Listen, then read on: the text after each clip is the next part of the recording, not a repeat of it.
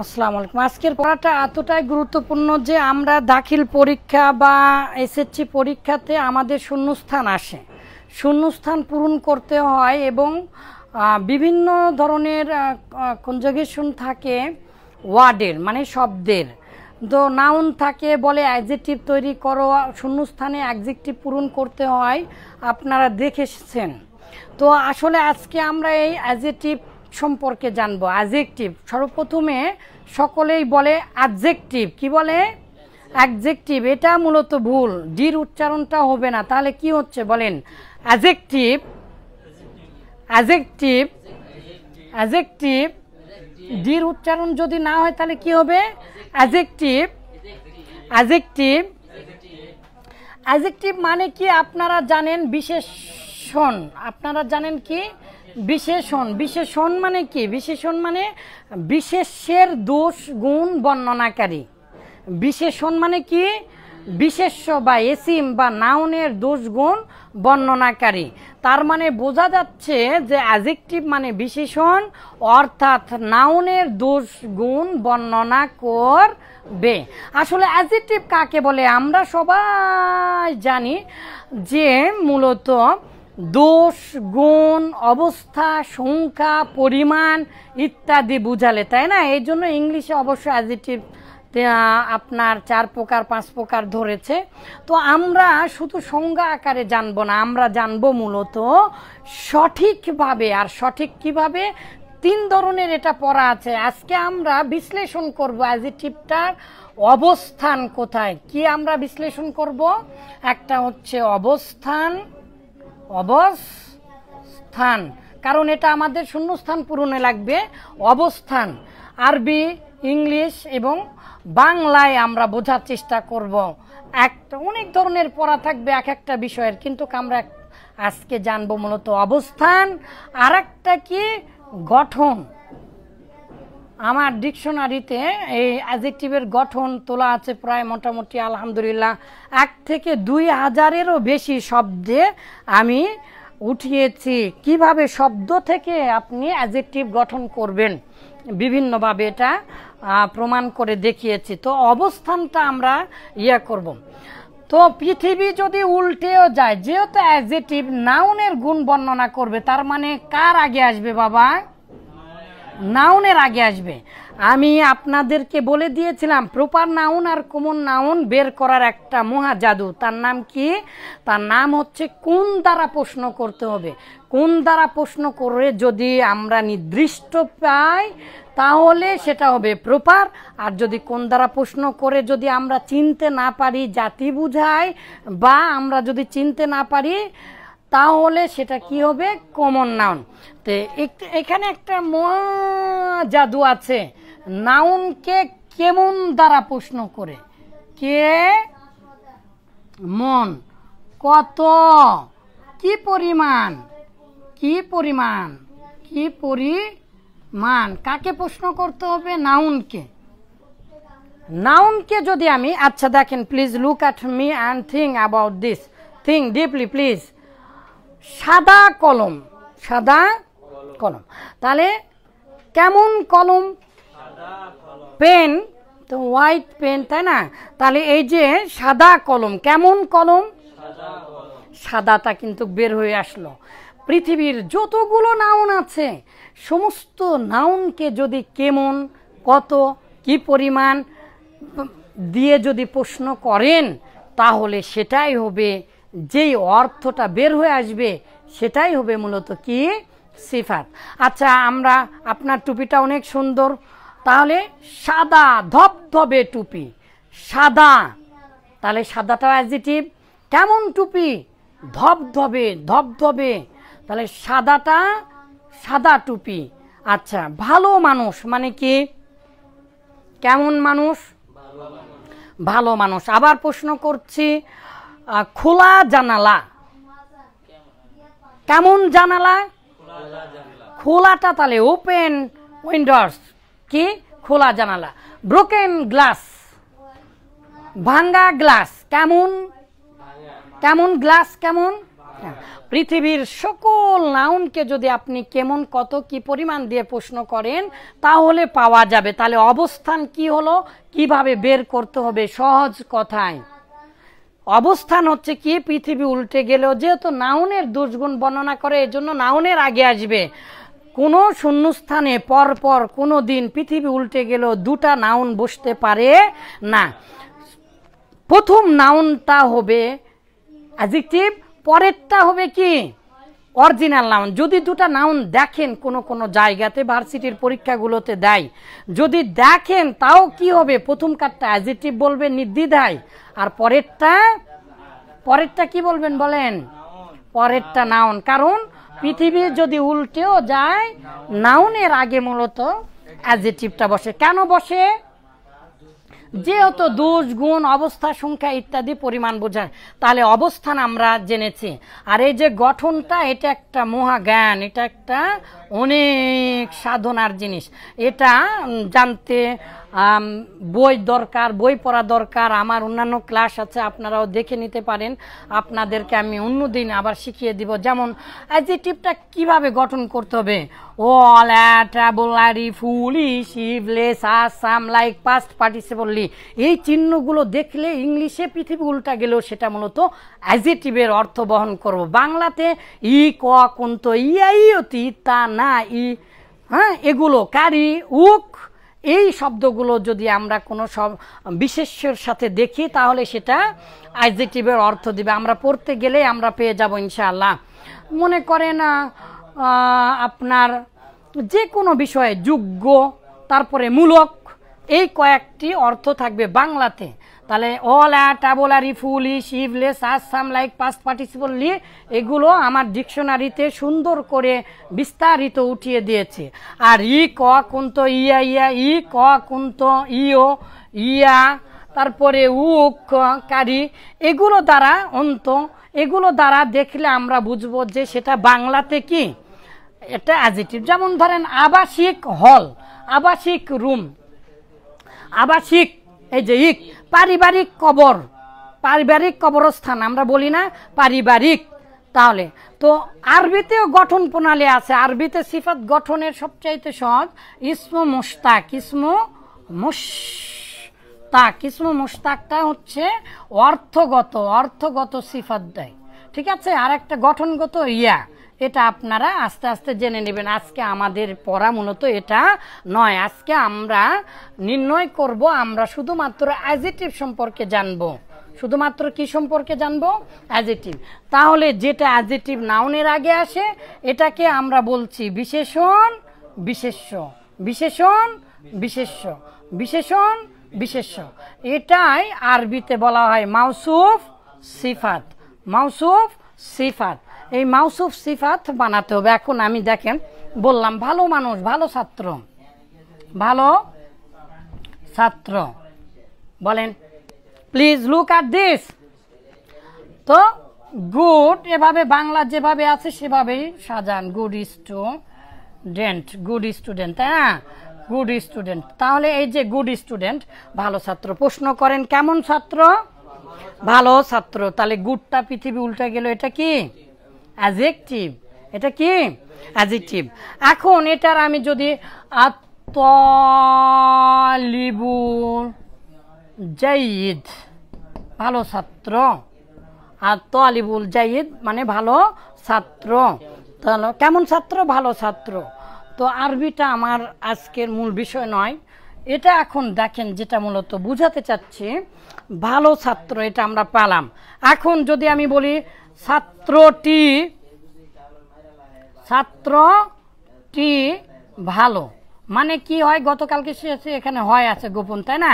ছাত্রটি ভালো মানে ছাত্র হয় ভালো। তাহলে এই ভালোটাও তো একটা অ্যাডজেক্টিভ, ভালোটাও একটা অ্যাডজেক্টিভ, তাই না? কিন্তু এটা আসছে কমপ্লিমেন্ট হিসাবে। কমপ্লিমেন্ট মানে বি ভার্বের পরে বা অর্থ পরিপূর্ণ হবার জন্য যেটা আসে, সরাসরি অবজেক্ট নয়। এটাও অর্থগত অ্যাডজেক্টিভ। এই জন্য ব্যবহারের দিক থেকে বলেছে অ্যাডজেক্টিভ দুই প্রকার। বলেন ব্যবহারিক বা অবস্থান ভেদে অ্যাডজেক্টিভ দুই প্রকার।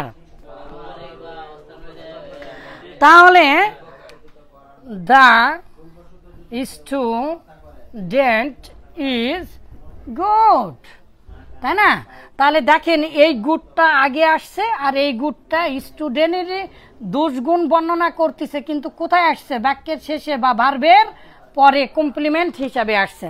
তাহলে অবস্থান ভেদে দুই জায়গায় যাচ্ছে না? তাহলে অবস্থান ভেদে কয় জায়গায়? একটা হচ্ছে নাউনের আগে আসে, আর একটা হচ্ছে নাউনেরই দোষগুণ বর্ণনা করছে, কিন্তু প্রিডিকেট মানে অবজেক্ট প্রিডিকেট হিসাবে পরে এসে, ভার্বের পরে এসে। তাহলে বলেন অবস্থান ভেদে বা চলার গতি হিসাবে অ্যাডজেক্টিভ দুই প্রকার। তো অ্যাট্রিবিউট অ্যাডজেক্টিভ দোষ, গুণ, অবস্থা, সংখ্যা ইত্যাদি বোঝানোর অ্যাডজেক্টিভ, তাকে বলা হয় অ্যাট্রিবিউট। তাহলে এই যে এটাই হচ্ছে অ্যাট্রিবিউট অ্যাডজেক্টিভ, তাই না? কারণ আরেকটা হচ্ছে অ্যাডজেক্টিভটা পরে আসতেছে, তাকে বলা হয় প্রিডিকেটিভ অ্যাডজেক্টিভ। প্রিডিকেট মানে আপনারা জানেন না, সাবজেক্ট, প্রিডিকেট উদ্দেশ্য আর বিধেয়, মানে যা বর্ণনা করা হয় ভালো মন্দ সেটাই, কিন্তু কেগুলো মূলিয়া না। এখন আপনারা বলেন অ্যাডজেক্টিভ ইংলিশে 5 প্রকার, অনেকগুলো প্রকার আছে, মূল হচ্ছে 4 প্রকার, মানে 5 প্রকার মূল, ঠিক আছে? তো বলেন quality, quantity, pronominal. Quality, quantity, pronominal. হ্যাঁ বলেন quality, quantity, pronominal. Interrogative, interrogative না, ইন্টারোগেটিভ। Number, number. তাহলে কোয়ালিটি মানে দোষ গুণ, পৃথিবীর যত দোষ গুণ আছে সবগুলো কি অর্থগত হোক আর চিহ্ন দেখা হোক, ঠিক আছে? সেটা হচ্ছে অ্যাডজেক্টিভ। কোয়ান্টিটি মানে পরিমাণ। দেখেন তো মাছ মানে অনেক বেশি, ম্যানি মানি মানে বেশি, ফিউ লিটল, সাম কিছু, অল এনি কোনো, ফুল। তাহলে এগুলো একটা পরিমাণ বোঝাচ্ছে না? আচ্ছা, প্রোনামিনাল এখানে ডেমনস্ট্রেটিভ আর্টিকেল জাতীয় এবং ডিস্ট্রিবিউটিভ যে ইয়াটা আছে সেই দুটা আসবে মূলত। দ্যাট, দিস, এটা এটা এটা এটা একটা ধরনের গুণ বুঝাচ্ছে। দেখেন এটা এটা এই কলমই, এই কলমই মানে কি একটু হলেও এই কলমটাকে কি করছে? বিশেষায়িত করছে, ঠিক আছে? আপনারা আরবিতে মারেফা পড়েছেন, অর্ধ মারেফা পড়েছেন, তো প্রত্যেক ইচ আদার এগুলো। আবার number 1 2 3 4 5, first boy, first boy. তাহলে এই যে নাম্বার দিয়ে পৃথিবীর যতগুলো নাম্বার আছে সেগুলো দিয়েও কি করা যায়? অ্যাডজেক্টিভ হয়। কিন্তু যে অ্যাডজেক্টিভ কোয়ালিটি, কোয়ালিটি মানে ভালো মন্দ, দোষ গুণ, ঠিক আছে? ভালো মন্দ দোষ গুণ, এটা আচ্ছা আমি মুছতেছি, দাঁড়ান।